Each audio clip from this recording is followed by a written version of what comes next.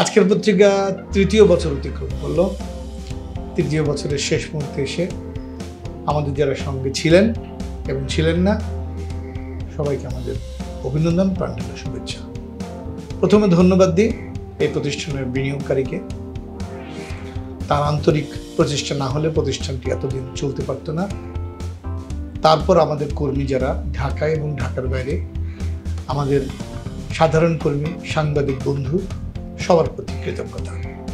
আরও কৃতজ্ঞতা জানাই আমাদের অগণিত পাঠক, বিজ্ঞাপনদাতা, হকার ভাই এবং শুভানুধ্যায়ীরা।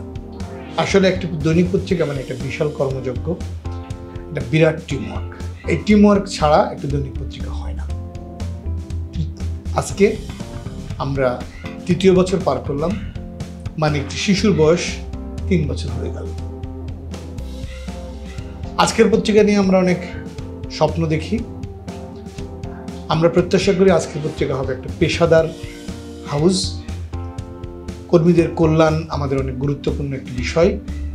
আমরা চাই গুণে মানে প্রতিষ্ঠানটি উঁচু মানের হবে এবং আমাদের প্রত্যাশা একটি সংবাদপত্রে, আদর্শ সংবাদপত্রের জন্য যা যা প্রয়োজন আমরা তা করব। আমরা আমাদের কর্মীদের ট্রেনিংয়ের ব্যবস্থা করেছি। আমরা আমাদের কর্মীদের বিভিন্ন ইস্যুতে ইনসেন্টিভের ব্যবস্থা করেছি।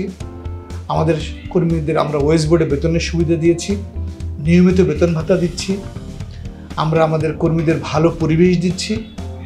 আজকের পত্রিকার যারা ছেড়ে গেছে, 2-1 ছেড়ে গেছেন, তারাও আজকের পত্রিকার পরিবেশটি সন্তুষ্ট ছিলেন এবং বিভিন্ন প্রতিষ্ঠানে গিয়েও তারা সেই সন্তুষ্টির কথা বলেছেন। আমরা চাই আজকের পত্রিকার পরিবেশ উত্তরোত্তর আরও বৃদ্ধি পাবে। একটি আদর্শ দৈনিক পত্রিকার যে ধরনের পরিবেশ দরকার, সংবাদপত্রের ভালো কাজ করার জন্য যে ধরনের কর্মী দরকার, আমরা সব সুবিধা নিশ্চিত করব সেই আশা করি। আবারও তৃতীয় বর্ষে এসে সবাইকে প্রাণঢালা শুভেচ্ছা, অভিনন্দন।